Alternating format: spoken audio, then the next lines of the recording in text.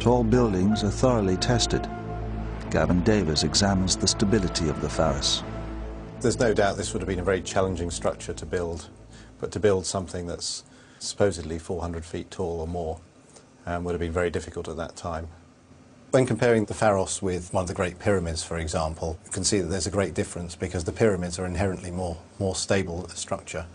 Comparing it to something like a pyramid, which would have a much wider base, then it really is still a very tall and thin building. Whereas the ancients were building into the unknown, today's architects are required to check every uncertainty. This building's the Hong Kong and Shanghai Bank, and a significant amount of testing was carried out to look at how it might behave in the wind.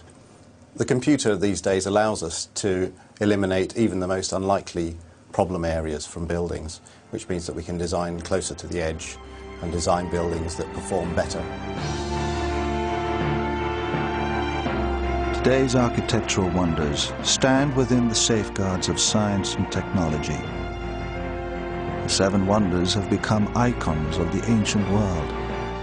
They stood not solely by the laws of science, but by the will of an age determined to build the impossible.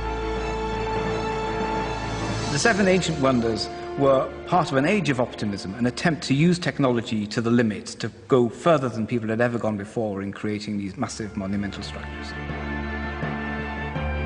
Architecture and sculpture continue to pay a debt to the excellence of their construction.